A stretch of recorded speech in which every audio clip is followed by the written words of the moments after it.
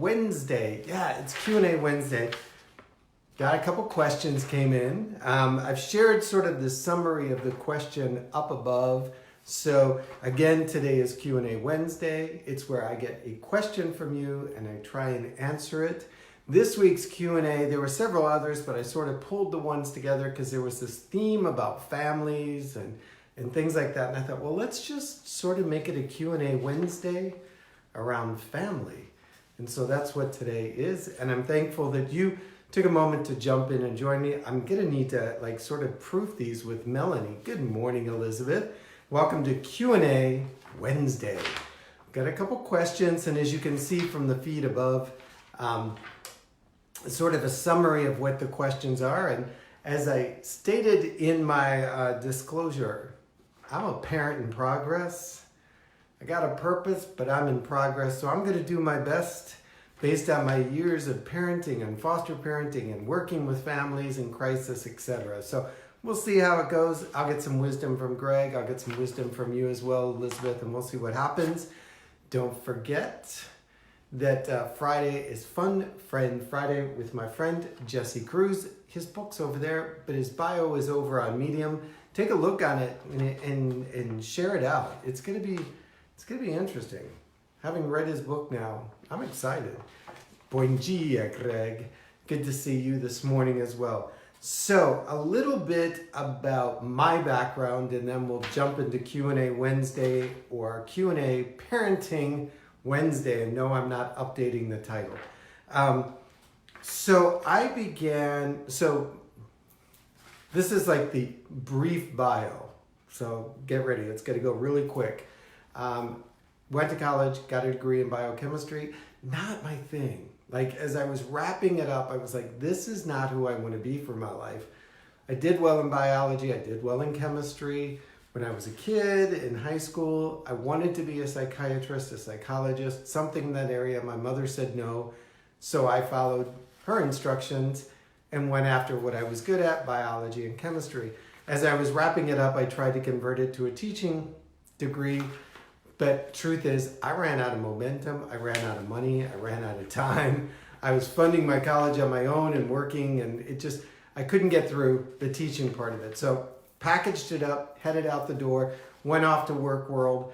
About 6 years later, 5 years later, I went back to work on a licensing program in family counseling, grief counseling, chemical dependency counseling.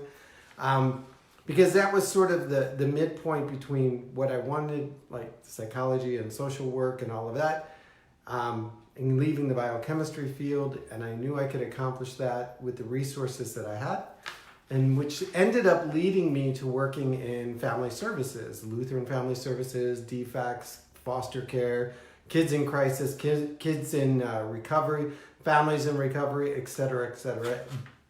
I'm ashamed to say, not ashamed, feeling a little old to say that began in the mid to late 80s. And so since that period, 20 plus years, 30 plus years, oh my gosh, I have been involved, connected to, around, through, above, below, parenting, coaching parents, being with parents, being with kids in crisis, running group homes, being a foster parent, being a placement coordinator, being a resource coordinator, being a recovery coordinator. There's been so many job titles and so many positions. I figured out one day that I had over 400 kids that I had worked with on my caseload, and families probably in the 700s.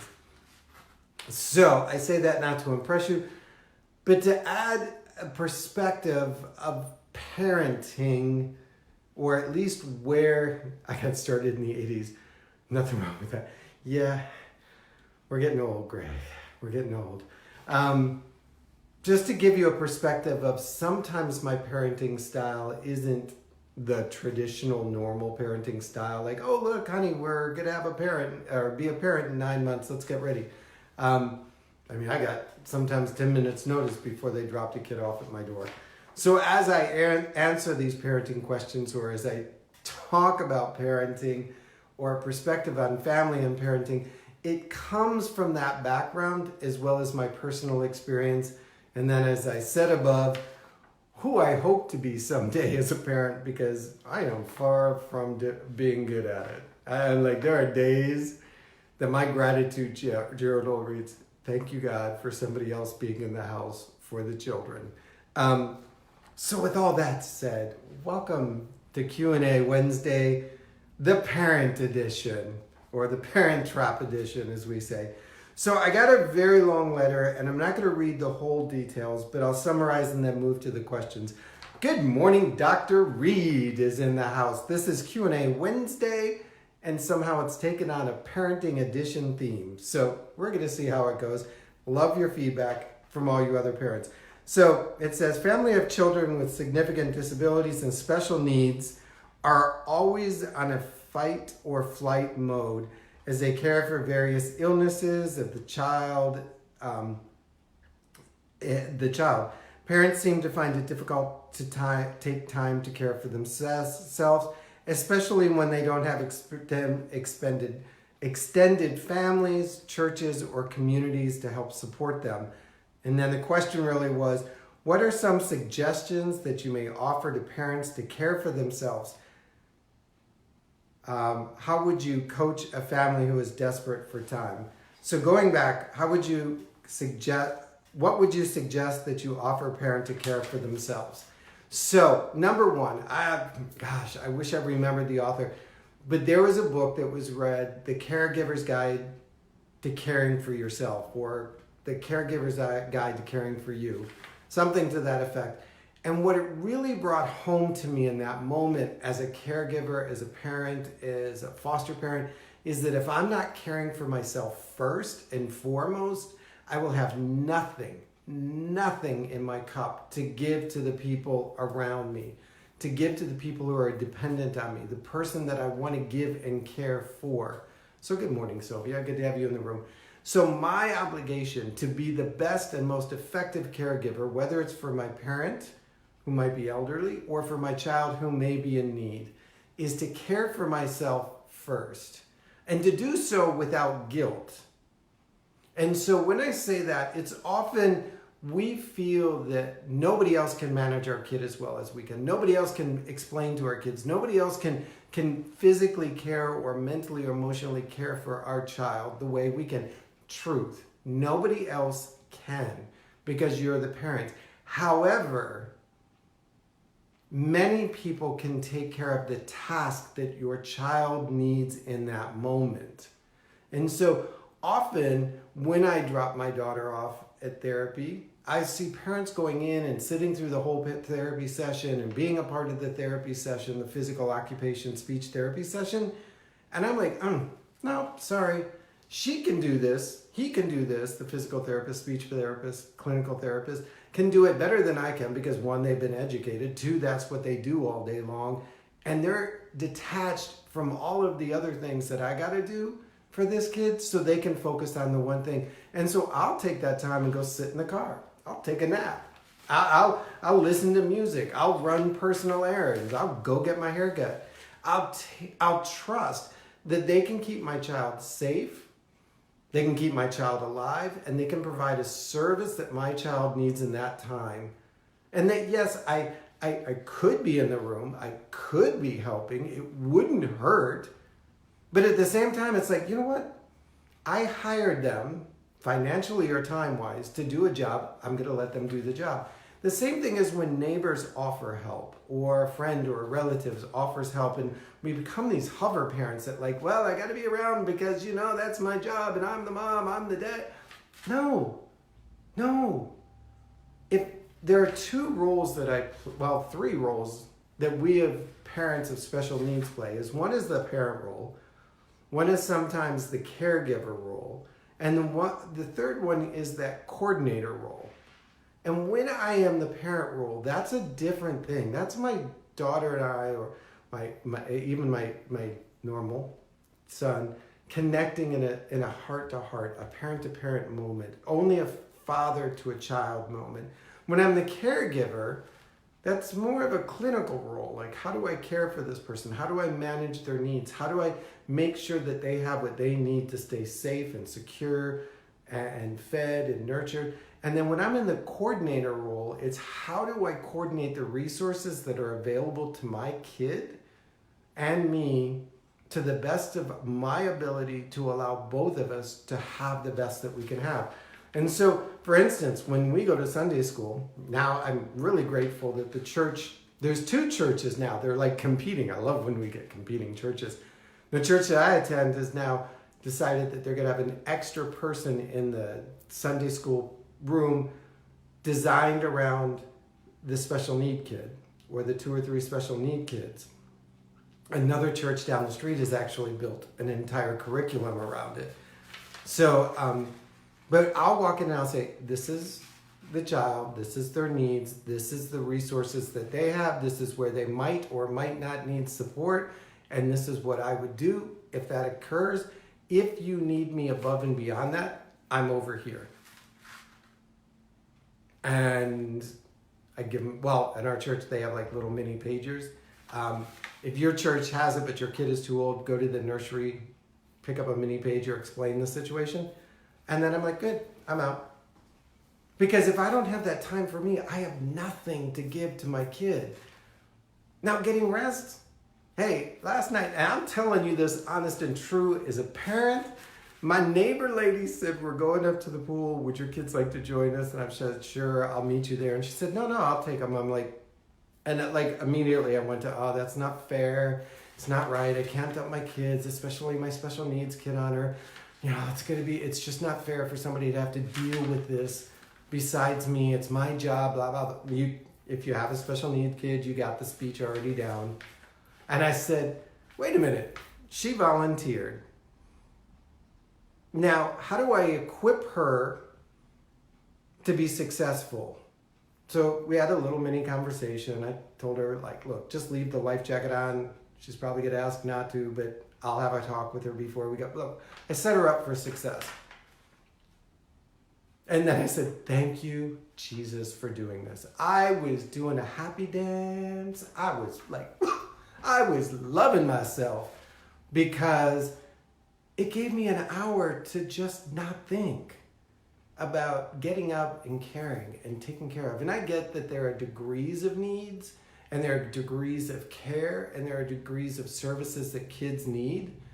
But you've got to equip the people around you to help lift the load. You know, you've got to be able to say, all right, my goal in the next 30 days is to be able to carve out 1 hour a day where I can disconnect. And in order to do that, I might need 30 people to come in each day, or 30 people that I can utilize for an hour. And in order to do that in a way that I can separate, connect, disconnect, move out of, I'm going to have to set them up for success. How can I do that?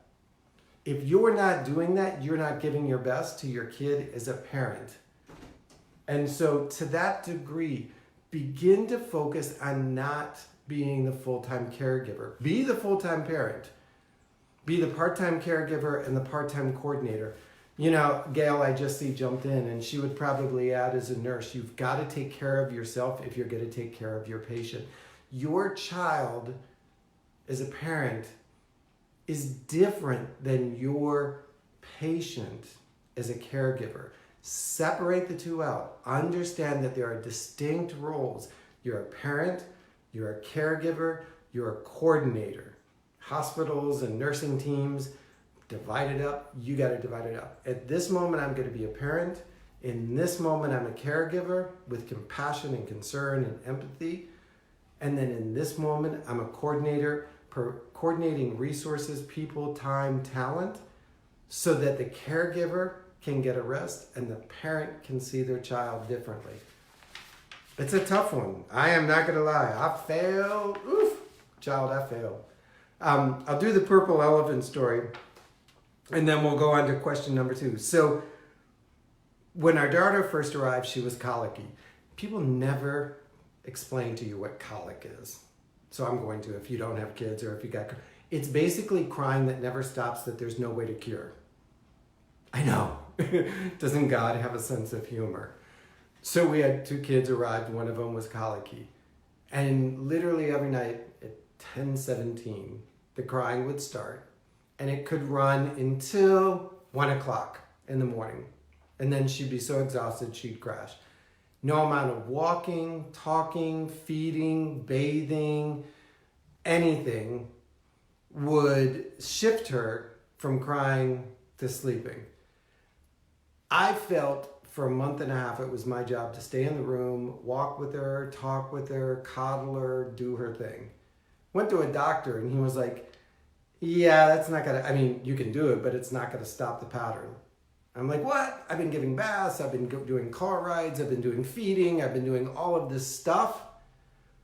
And he's like, that's just what colicky is. If the child is safe, just understand they're going to have to go through the process. And so we developed what we called Purple Elephant. When the colicky crying would start, yes, we'd be there. We'd care for her. We'd tend with her. We'd let her know that she wasn't alone. I'd walk and I'd rock and I'd do the things that I had done before. But I knew that the outcome wasn't going to necessarily be what I wanted. So I released myself from having to be the perfect successful parent of making her stop crying. Instead, I was there just to be with her. And when it became too much, I would walk out of the room with her safely in a crib, clean, dressed, dry, whatever. And I would say, Purple Elephant, like, I've reached my limit. I need a break. This is really pushing me to a stressful moment.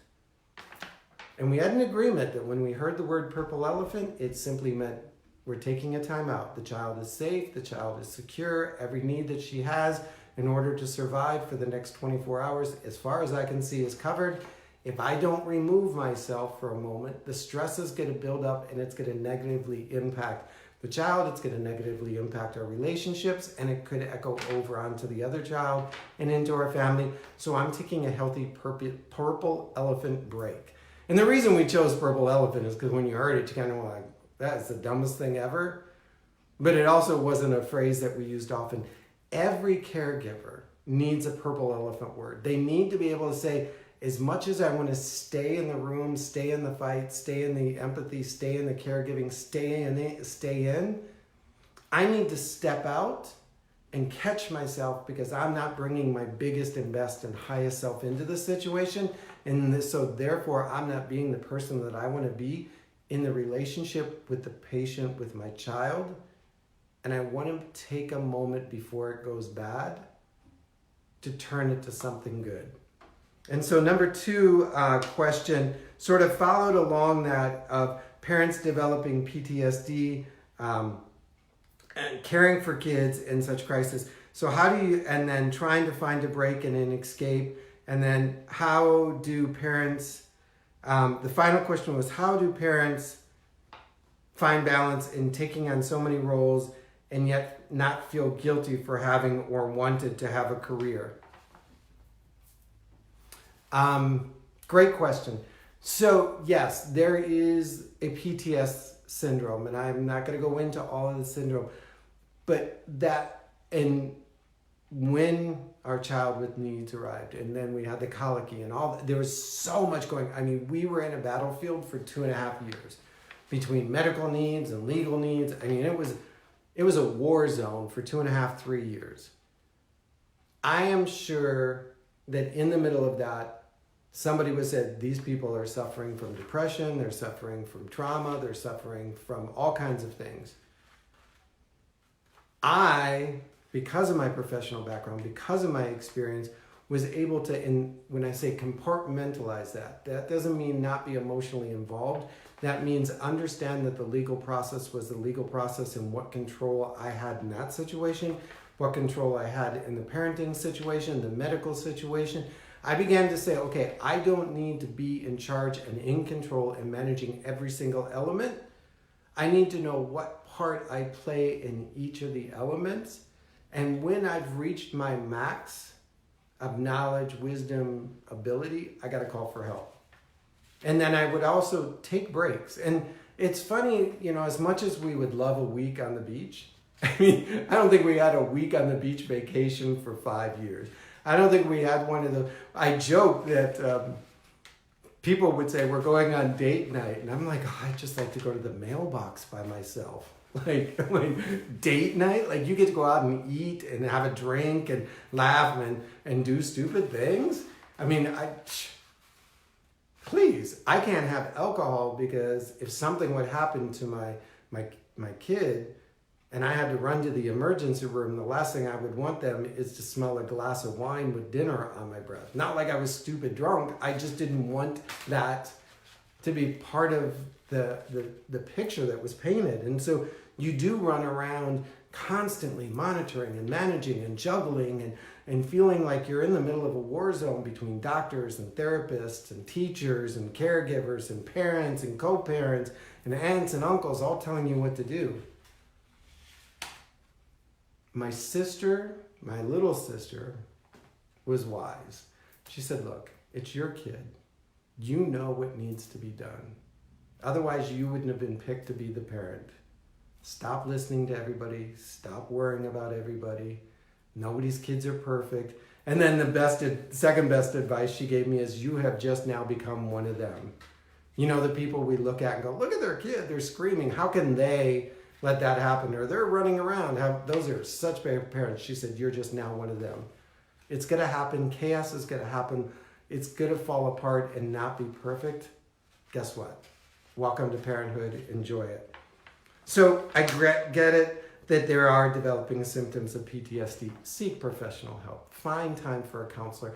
Tell the counselor that you have that additionally you need to have a second person available to help manage the child if that's required medically. The guilt of having a career. If you have guilt, you're doing it for the wrong reason. Me having a career fuels me, lives me, lifts me up, connects me to my purpose and my passion and my desire and my divine gift from God to do what I do. It also shows my children how to chase their dreams. It serves others and serves me and shows them that I am more dimensional than just the guy who makes lunch and does a really good grilled cheese sandwich, by the way. I have a life. And part of that life requires that I chase the things that I want to chase in life. And so I don't feel guilty about doing the things that I do for me, for my clients, for my business, for my career. Because I want my kids to grow up knowing that we're allowed to chase our dreams, that nobody or nothing should stop you from becoming your highest and best self. Now, yeah, there's a tinge of guilt. I'm not going to say I walk out the door and be like, guilt-free. But I remind myself, I'm doing this for me and I'm doing this for my kid. And if I can raise my standard, then I can raise our family standards and I can create a legacy, but I also get to experience and explore who I am, not just in the one role of a parent, but as a coach and as a speaker and as a trainer and whatever else I pursue. I was given life with multiple dimensions. If I don't experience them all, I'm denying the life giver. Parenting is only part of what I am. Just like my eye color is only part of who I am. It's not the whole thing.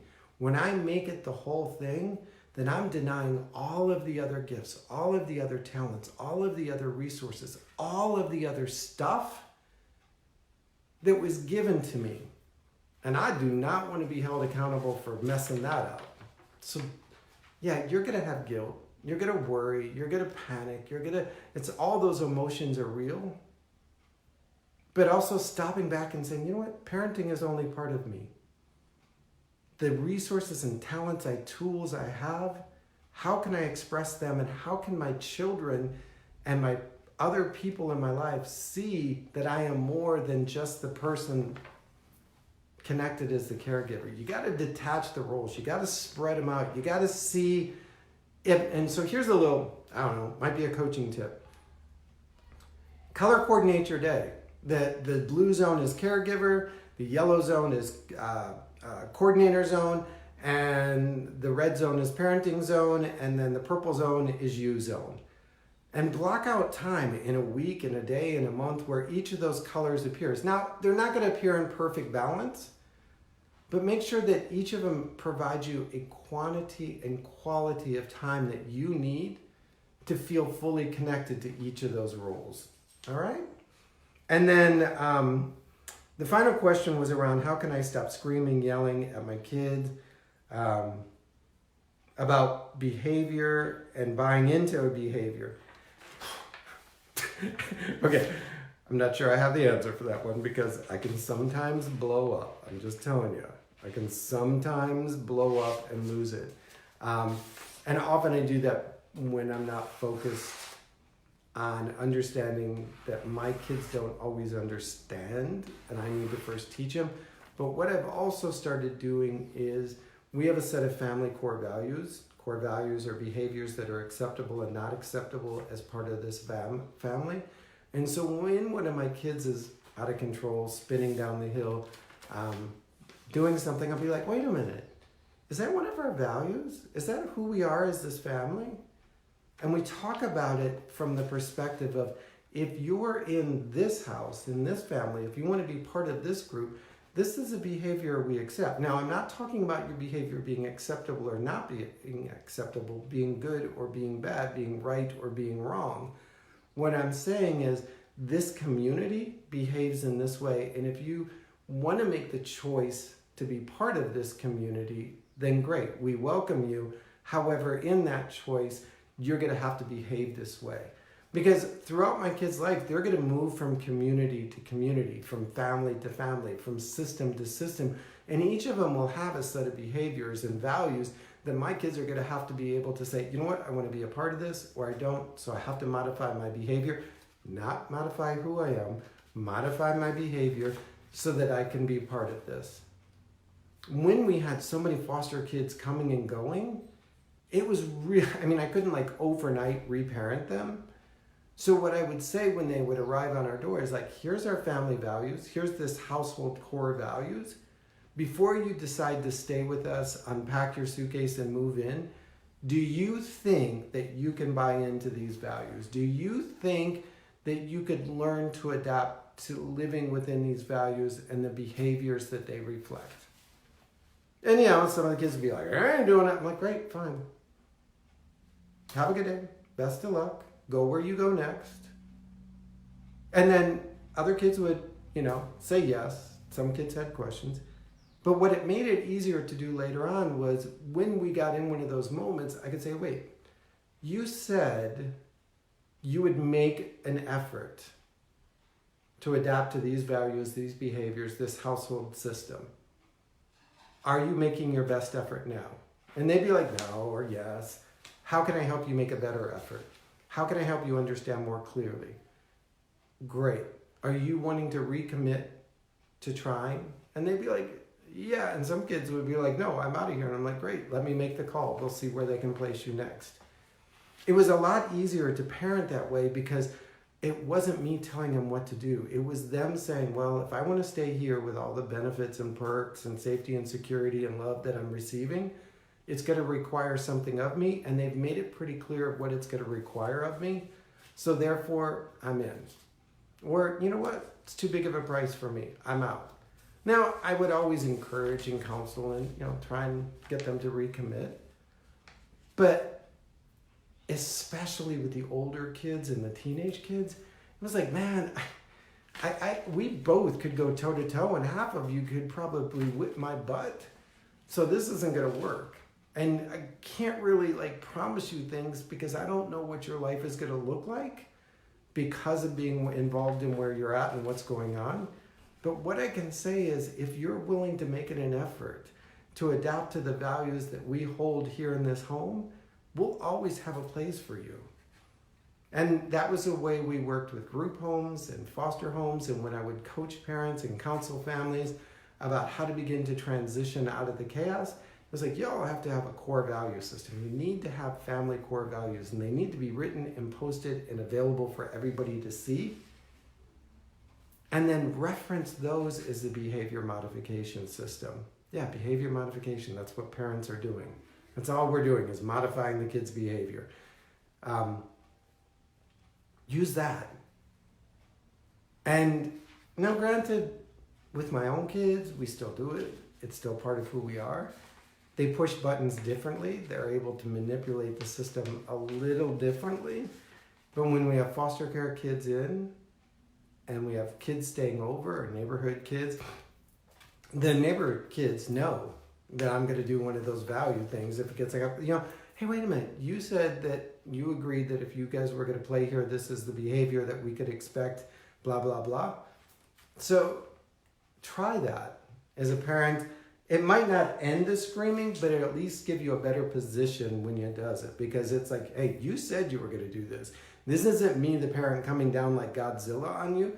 This is just me, the coach, reminding you that you said you were going to do this. I'm here to supply the resources, tools, and talents you need to succeed at it. But if you're not committed, then I don't need to be committed. So we need to change this relationship. What would the change look like? All right. So I know I'm not a perfect parent. I'm just one in process. But my purpose is true. So maybe it'll all work out in the end. Based on the 400 and some kids I've worked with in my life, I've seen some go up, some go down, some still working on it. I laughed the other day when I went back and I thought that some of the first kids that I worked with back in the 80s are now probably parents with their own kids. And I'm just thinking to myself, I wonder how many of them are like, I remember this, they wouldn't have an old man voice, but I remember, Eric, he used to say this, or Counselor Eric would say that, or my therapist Eric would say this. So I don't know. I'll see it all at the end in the big picture.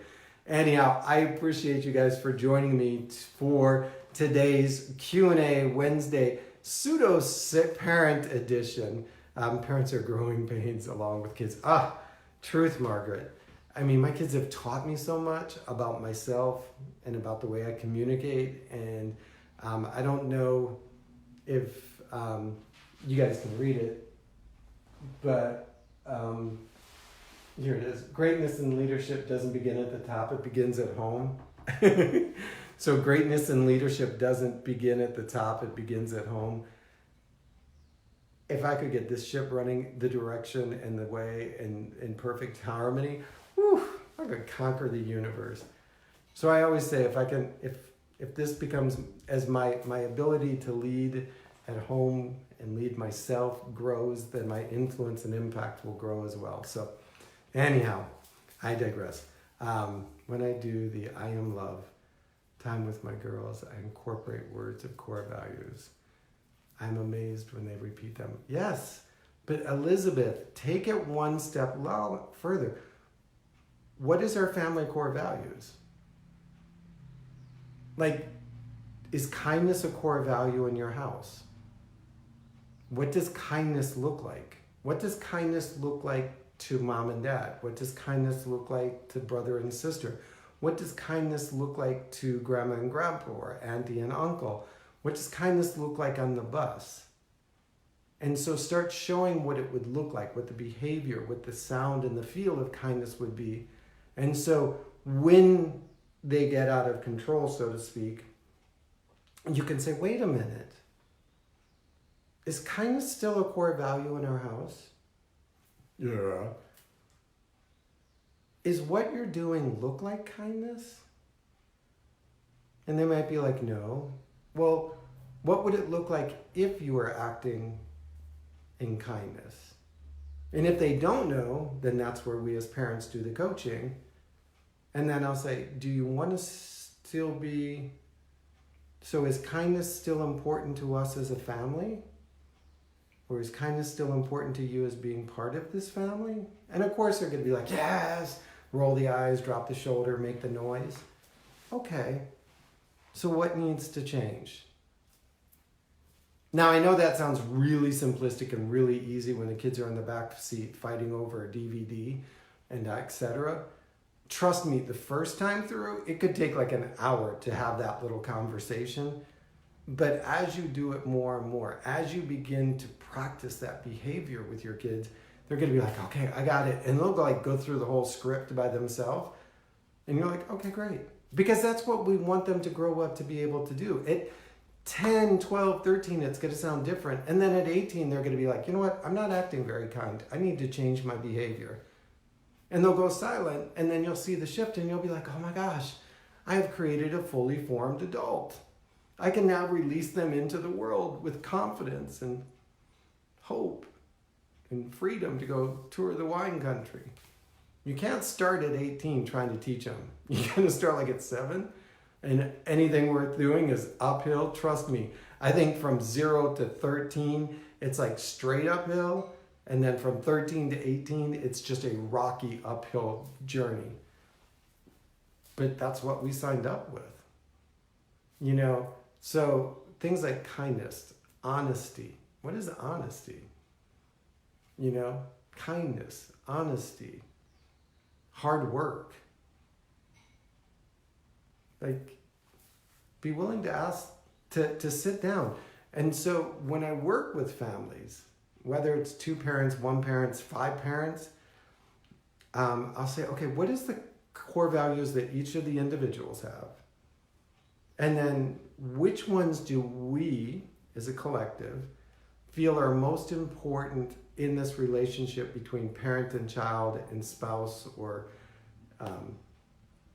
co-parent? And granted, you know, the list may go from 10 to 4. Great. Let's work on these 4 first. Let's make this our common ground. Let's make this our blueprint for family success. Now, let's discuss what those are going to look like. Great. Now, how do we bring this into the family? And so the next step is often sitting down with the family and saying, okay, mom and dad, mom and mom, dad and dad, grandma and daughter, whatever the relationship is, we've had to talk about core values, and we want to explain what core values are. So what are some that you think? And the kids will throw out, you know, some crazy ones and some logical ones. Let them brainstorm it. Let them have it all out. And then say, okay, here's the ones that we want. So which 3 do you want? Which 2 do we keep? Or, you know, you create a list. The idea isn't to have a complete and full 20-page 10 commandment list, but a common ground that you guys can all sit down on. And then you write it out and you post it. And post it on the door that everybody goes in and out the most, or on the refrigerator where everybody stands and stares. So that there's no need to be like, remember, did we say kindness or did we say friendship? No, it's right there. Kindness is a core value. What does it look like? There's 2 or 3 examples beneath. Are you behaving in that way? No. How can we correct our behavior to be in that alignment? Or do we want to? Great. What's next? Get it printed. I mean, like I said, get it up there. And then work within that. And it is co-parents, spouses, however your home is designed, understand that you've got to model it and talk about it 10 times more than you actually need to, just so it becomes the language, the atmosphere, the music in your home. All right, so I know I went way off and went way long, and I appreciate you guys for sticking in there. Again, Q&A Wednesday, I love it because I feel like I'm, you know, connecting with you guys on a different level, so keep them coming. Yes, and when you watch your children. Yeah, I mean, that's what, I can't wait to be a grandpa. Now, I've mathematically calculated I'm going to be about 93 before it happens. But to hear my son tell his kids what a core value is, I'm just going to be busting up laughing. I'm going to be like, whoa, this will be fun to watch you go the journey that I did. But I think that's what the great joy of building a 5th level parenting is all about. So anyhow, I will see you guys tomorrow morning on Fun. Oh, no, tomorrow's Thursday. Tomorrow the podcast goes out. Sorry. So make sure you're subscribing to that over on iTunes. Just Google Success Life with Eric Reid or Success Life Radio, and you can catch up on the podcasts. I'll just see you for Success Life Live tomorrow morning at 8 a.m. Eastern, and then Friday for Fun Friend Friday. In the meantime, hey, you looking for a couch? Hey, I've got 2 of those as well. If you're looking for a coach, come and see me. We'll see what we can work out. Till then, go out and live your life with success and parent and joy. It is one of the great gifts that we are worthy of. Bye-bye, everybody.